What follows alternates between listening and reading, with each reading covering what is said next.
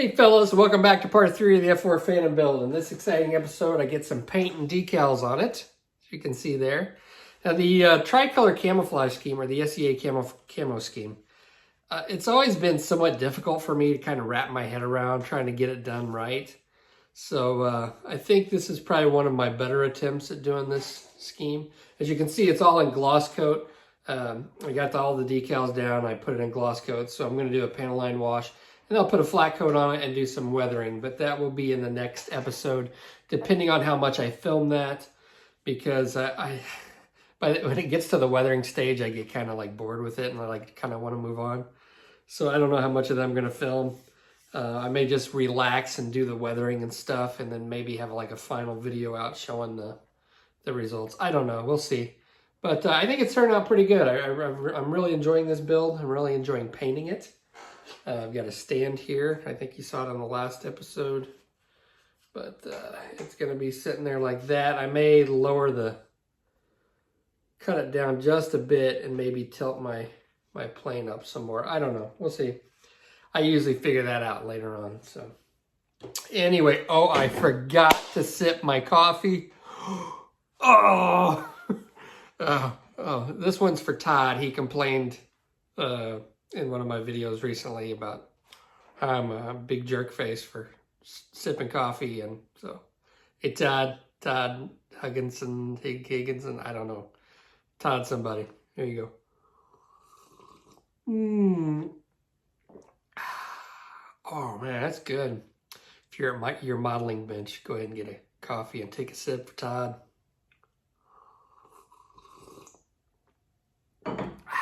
Let's get on with the video. All right, fellas, we are getting ready to paint, and I've settled on the top one with the camo gray bottom, and it's basically white. So I've got my paints mixed up, and I like to use Tamiya paints. If you've watched my channel, that's pretty much what I use. It's what I've started out with, and it's the paint that I know. So that's what we're going to use. But the thing with Tamiya paints is they just give you generic colors. They don't give you like federal standard colors or RLM colors. You have to create your own. And I will post a link in the description, if I remember, of the webpage that I use for my mixes for those colors. So I've got here the FS34079 dark green. I've got that mixed up. I've got forest green, which is a little bit lighter. I've got the dark tan, which is thin. I've also got in here marked RLM 79, so it's FS30219. I assume those are the same. I don't know why. I mixed these up a while back. Now I did mix up some camo gray, FS36622, but it looks white in the bottle, but when you actually spray it on, and I've got some samples here. I threw some on a plastic card just to get an idea of what they look like, because although I did mix these up a while ago, and I got them, I remember mixing them up and I got them to where I wanted them, but I was almost out, so I had to add some more color to it, add some more paint to it, so I had to remix it just to make sure the colors are what I wanted. I put them here on the plastic card so I get an idea. I've also got some insignia white on here as well, and because the camo gray, even though it looks white, it actually turns out to be too dark. So if you look at the real thing, it actually looks like white. So what I'm going to use is just white on the bottom, and I'm not going to mess with trying to get camo gray. Now, color is kind of in the eye of the beholder, and without the specific plane outside my window to look at all the, to match the paint up with, I'm never going to get it exact. And with the different lighting conditions, you know, it is what it is. You just do what you think looks right. That's my best advice. And don't pay attention to people that tell you that color's not right, because they don't know either. They can tell you, well, I worked on planes for 20 years. Well, they don't know if your paint matches up. Unless you have the two together, you really don't know. So enough about that. But anyway, let's get to painting. I've actually got the actual plane painted, but we're going to, I'm going to demonstrate how I'm going to do this camouflage scheme on the vertical tail fin, just because I can get that in camera view. So it'll be a lot easier for me to show you if I just do a small part of it. Okay, so I've got the actual the fuselage painted, and I think I got it where I wanted it. Now I haven't added any weathering. I didn't do any pre-shading. This is all just straight paint onto straight primer with no shading or anything. So we'll do some post shading here in a little bit. Hopefully I can get that to work out. If not, I'll just do it with oil paints later on. But as you can see, I've got the plane painted, and I've got a nice soft edge. Now, typically what I like to do when I do these multicolor camouflage schemes, I usually do them on 32nd scale planes, and I can freehand it with a fine airbrush, and it looks okay. I can get by with it. But on this smaller scale, I actually wanted to get a little less soft of demarcation between the colors. So how I achieve that, my kids are driving me nuts. My God, my youngest one and her friend are here, and they're just screaming constantly. I don't know. If any of you guys have like 14-year-old girls in your house, do they scream all the time? Because mine scream all the time. Okay, enough about that. It's driving me crazy. That's why I'm down in my modeling room. So basically all I did was I freehanded the general shape of the camouflage pattern, okay? So you can see how soft that is compared to the somewhat harder edge, but still somewhat soft demarcation line that I have on here. So I basically just spray that down freehand and get the general idea of how I want it. And you can see I left the tail fin off. It fits rather well. I had to do a little bit of sanding to get it to fit right, so I could leave it off to paint it. It just makes things easier, and it's pretty simple to do. But I want this camouflage pattern to match up. So I'm doing my best to match up the pattern from the sheet here. And let's see. So what I'm gonna do to sharpen up these demarcation lines is I'm gonna take some of this magic putty. Now it's similar to the Aaron's putty, AARONS putty that you can get off Amazon. It's just like a kid stuff. I know I've shown this before, but it's I think it's probably like Panzer putty. So I'm just gonna take some of this. Okay. And this is how I did the body. All right. So I'm just gonna take some of this, kind of roll it into somewhat of a noodle. Now I do have some of this mounting putty or blue tack type stuff. I just can't get this to stick well enough, and this is a lot more pliable. This is a lot more moldable. I like this stuff for this purpose a lot better. And this is actually the first time that I've ever done camouflage this way, and I really like how it turned out. So what I'm gonna do, okay, is I'm gonna take this. My gosh, my kids. It's gonna be a little bit harder on this section. Let me see. What I'm gonna do is I'm gonna repaint this green, and I'm gonna probably, I think it would be best if I repaint the green, make it a little darker, and I'm gonna come in here and I'm gonna take the tan and I'm gonna bring the tan up so I don't have any green overspray on the tan, and then I will mask the tan area off, is I think my best approach to this. So basically once I mask that tan area off, because you can see I've got, the camera will pick it up, I've got too much green overspray on the tan. So what I'll do is I'll overshoot my tan a little bit, and then I can put my putty on here like so. And I'm just doing this quickly.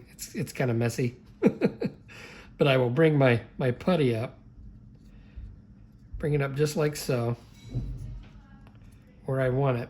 And then I'll come in with my dark green, and I'll paint that little area right there dark green. And I'll show you how I do it with a fine airbrush.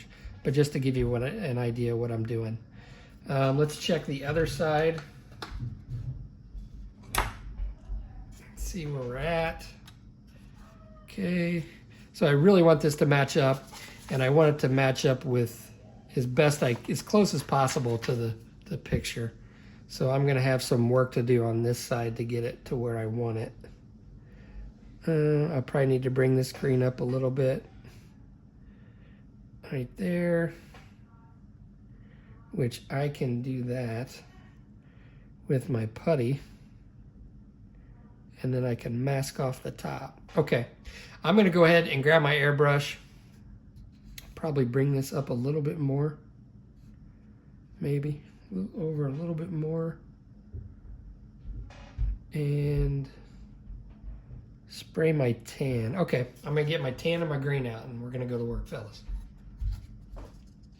Okay, so I went ahead and took my tan, and I made sure that the tan overspray covered the green. Okay, so now what I'm doing is I'm just masking off the tan area with this putty. I'm going to come in here with a low air pressure and really thinned out green. And I'm going to come in here. This is probably a little too thin. Let me put a little bit more in there. Okay. I'm thinning this down with isopropyl alcohol.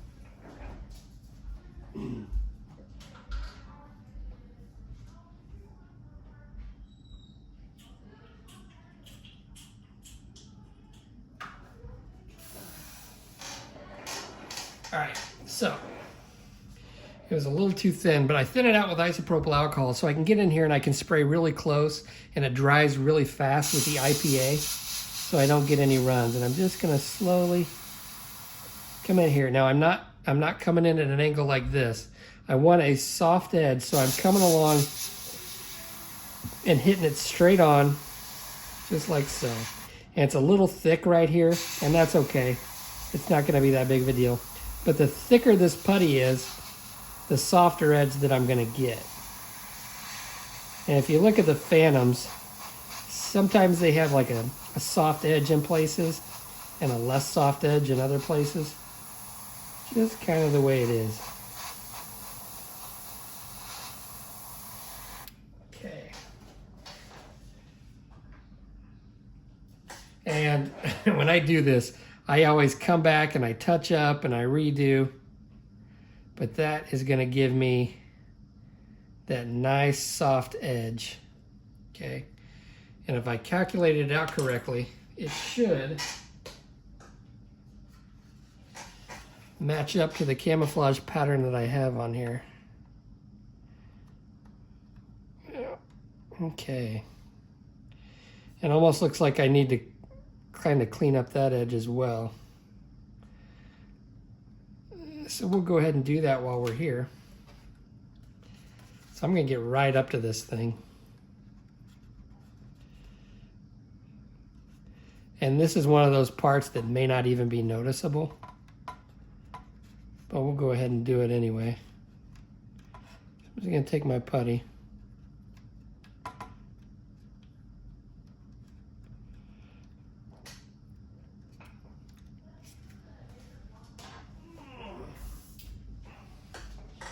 Just to stiffen out that line here.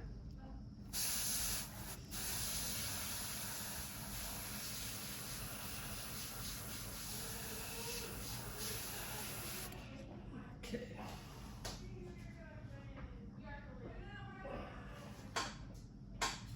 All right. Let's see. Okay. It doesn't actually look too bad. I think that's going to be okay. Now I'll do the same thing with the other green right along the top that goes along right up here. I'll just mask off the tan area again, and then I'll do this side as well. So just basically the same way, and that's getting me that edge that I'm looking for. So it's not a real hard edge, but it's not a real soft edge either. It's kind of right in between. And I think that'll look nice. All right, fellas, so I've got all the camouflage painted. Let me grab the vertical stabilizer. Because I think at last we left off, we were painting this. So I've got this all painted. I even painted the red little doohickey on top. As you notice, I was complaining about that stupid antenna that's stuck out there. Well, I broke it off. Well, I bent it, and so I broke it off intentionally. And I ended up just drilling a hole, and I've got a brass tube that I'll stick in there once I finish painting it. I'll just go ahead and put that in and paint it, and that'll work out better than that stupid plastic antenna that they molded in there. But anyway, one thing that I don't know if I've even ever covered it, but I spend when I paint a model, I spend more time masking, I think, than I do painting. But I like never cover how I do it. And, you know, there are a bunch of different ways to mask. But what I found the easiest, and I'll show you my method, how I like to mask sometimes, especially on difficult areas. You can see I've got this masked off down here on the bottom. But I'll show you, instead of using strips and like small strips, which I have done and sometimes I still do, but there's an easier way to do this, but it's a little more dangerous because you can mess up and harm the model. So what I'm going to do is I'm going to take some Tamiya tape and I'm going to throw it on here.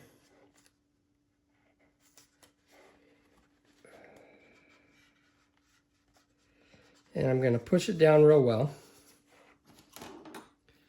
Then I will take a sharpened toothpick. Make sure it's sharp. I'm going to come along here and I'm going to trace the panel line that I want to cut into. So I'm just going to burnish that Tamiya tape down into that panel line where I want the demarcation to be. And I might have sharpened my toothpick a little too much because it's bending. So then I get my panel line right there. Now, the important part. So I've got this X-Acto blade that I've been using. I'm going to put this one away. And I'm going to get a fresh one. You want to make sure that you have a sharp X-Acto blade. Now I also have these scalpels, which do work in some instances, but there's a trick to this that I've found. You take a sharp X-Acto blade. Now sometimes it has a tendency to, if you put it directly down on its point like this, it'll veer off. But if you angle it just a bit, so if I come in here at an angle, and I'm shaking because I had coffee. And I'm just going to angle it, and I'm just going to slowly, and because it's sharp, I don't have to apply a whole lot of pressure. Now you only want to make one swipe, so you want to make sure your X-Acto blade is sharp. And I've got a wing in my way, so this is a difficult area to cut, and I'm shaking because I had coffee. And I'm in the middle of a Diet Coke.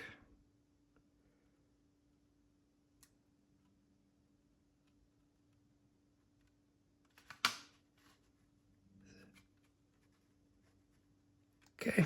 I think that's got it.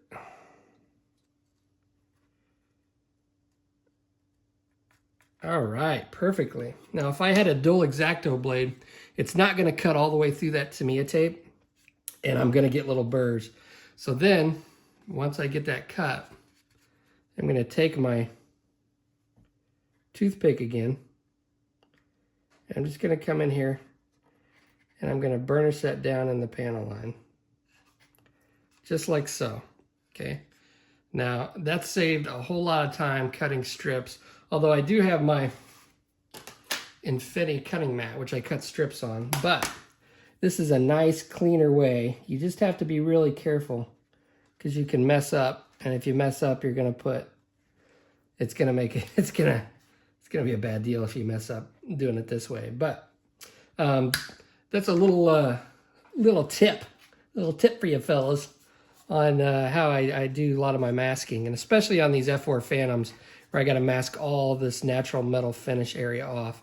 Now on the end here, I am going to have to, I'm not going to bother masking this stuff off. I shouldn't have put this in yet, but I actually wanted to fit I had to do some sanding and stuff on this little doohickey back here to so I didn't have to glue my vertical tail fin in. So yeah, I'm gonna have to just repaint that. I'll probably hand brush that once I paint the natural metal finish, because there's just this little section back here that's supposed to be green, and then this thing, and then the rest of this back here is natural metal finish. So I'm just gonna have to do some repainting. I'm not gonna bother trying to mask this little doohickey off, or this little thing here. So all right, well, I'm gonna finish masking, and we'll start the natural metal finish on this thing. I'm not gonna overthink the metal stuff. I'm just gonna spray it down, do a few different colors, and maybe a couple other things, but I'm not gonna like, you know, spend a whole lot of time trying to get that to look like super realistic. I mean, it'll look good. It's just, I'm not gonna like have any heartburn by trying to like overdo it and make it like uber realistic. So, all right, see you in a bit.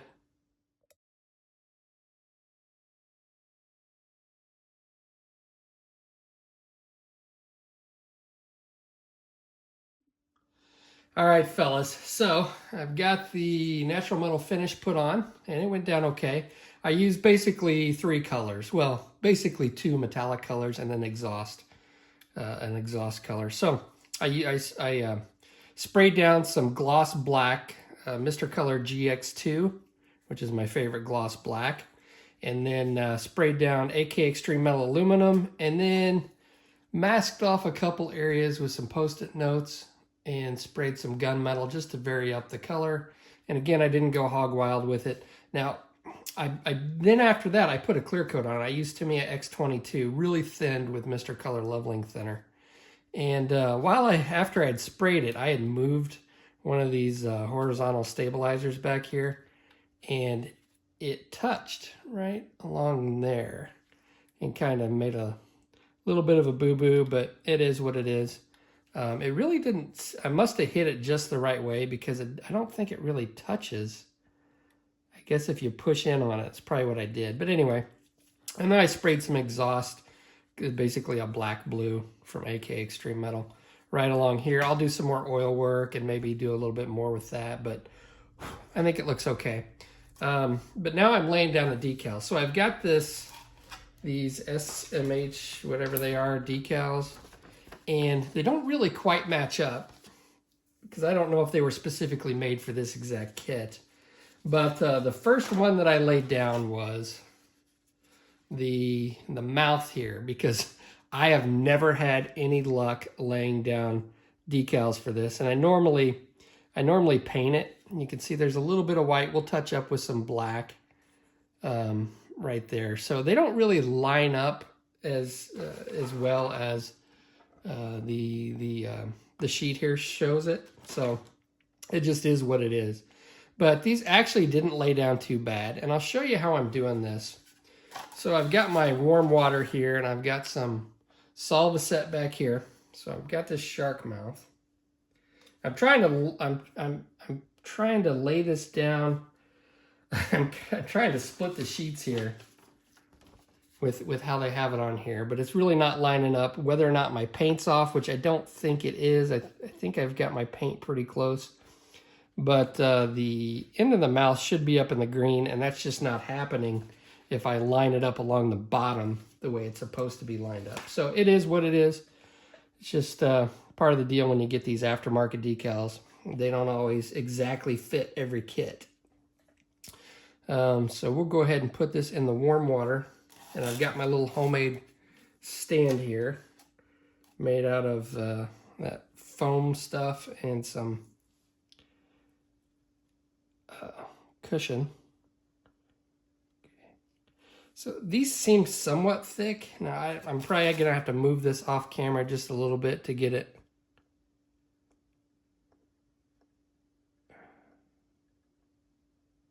So I want this bottom edge, because normally when I do these, I get all kinds of wrinkles because it's an odd surface. Okay. So I've got a brush here. I'm just gonna try to squeegee some of that water out.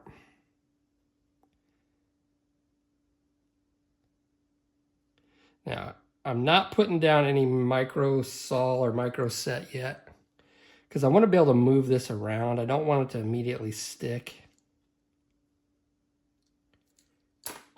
Use my tweezers to line this up.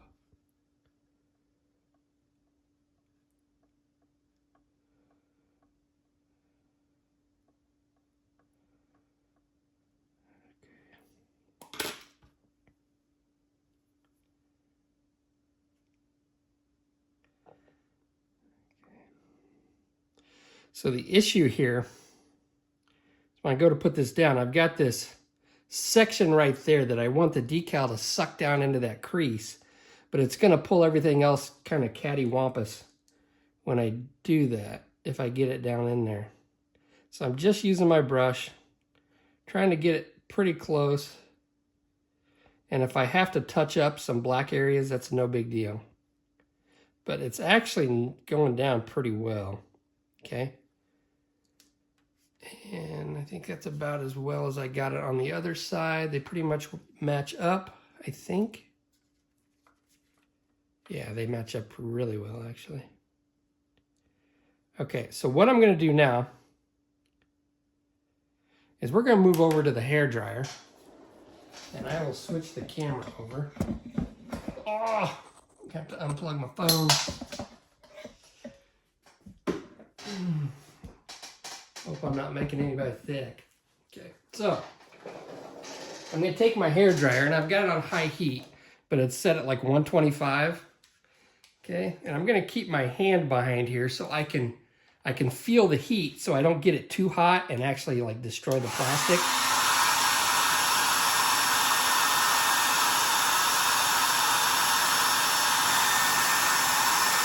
I'm just going to heat up that decal.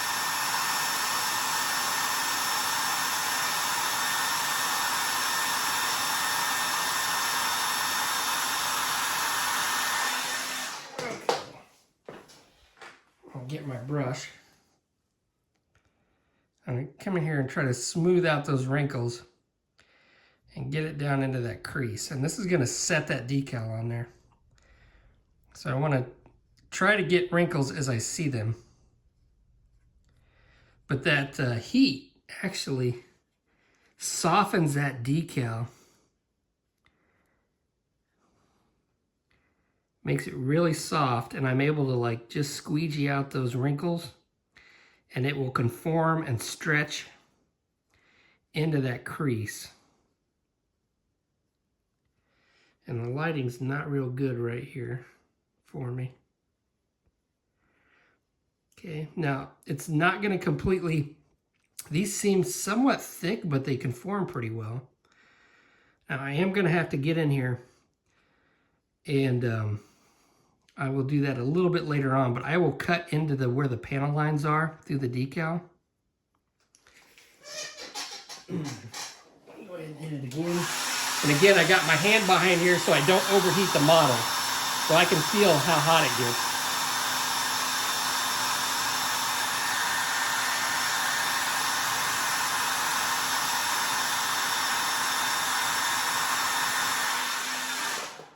Because I don't want that paint bubbling up, and I definitely don't want, oh man, there we go. I don't want the paint to bubble up, and I don't want the plastic to start to melt. Now keep in mind, if you use this on an area where you have Mr. Surfacer, it'll melt that Mr. Surfacer really quickly, and your seams are going to start to show. So I don't know that I have any substantial Mr. Surfacer's filler in this area. I do have a little bit up here, but it's really not substantial in the seam. But just keep that in mind. If you use that, you don't really want to put too much heat on it, if any. Okay. And that looks pretty good. Now I'm going to go back. We'll go back over here.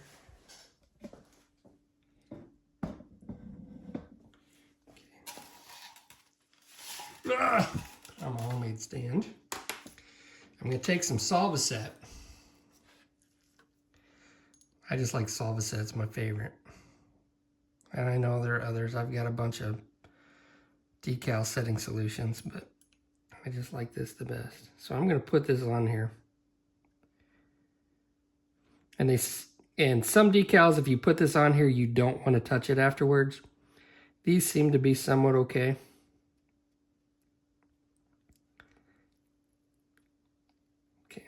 So what I'm going to do is I'm going to hit this with a hairdryer again. I know that's risky, but just let this soften up just a bit. Hit it with a hairdryer again. I'm going to come back with the brush. I'm going to see if I got any wrinkles, and I'm going to smooth it out. And then I'll let it set up a little bit, and then I'll come back in, and I will take an X-Acto blade and cut into where the panel lines are and then put some more Solvaset down. And then, if they're still not down into the panel lines, I'll take this this pick and I'll come in here and I'll just push that decal down into those panel lines right there. And then put some more Solvaset. So it's a process. The other one is looking pretty good. And then when I put a panel line wash in there, I think it'll just melt right into that into the paint job. So.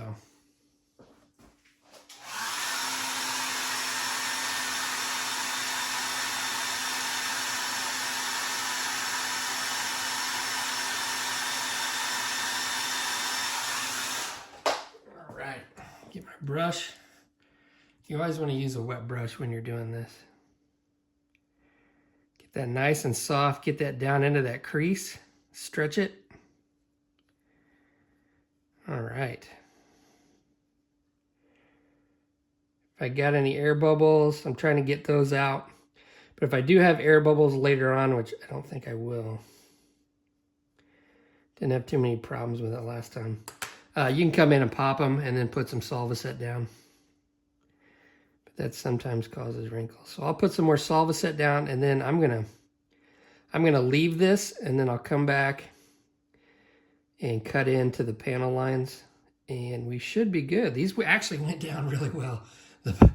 This is the best luck I've ever had with putting these mouth decals on the nose of a plane. So, all right, I'm gonna get the rest of the decals down, and then that'll probably be it for this video. It's getting kind of long, and I'll show you the results of all the decals, and I will see you in a bit. All right, fellas, I got all the decals down. I got another Tamiya clear coat over top of it. And I am ready for panel line wash. So I think I had a piece of Flurm in here when I sprayed this down yesterday, but I'm not finding it. And I talked to earlier, like if you do get a piece of Flurm or like a piece of dust or something that gets in your paintwork when you're spraying, just leave it. I know it's so tempting to get in there with tweezers and pull it out, but you just cause yourself more problems than if you just wait. Let it dry and then sand it out. Is it there? Huh, I don't know. Maybe I don't have one in there. But anyway, okay.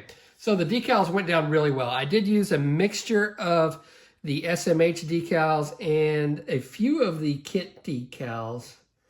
But I can't remember exactly which one of the kit decals that I used, to be honest with you. But they both went down pretty well. As you saw with the shark's mouth, there it is.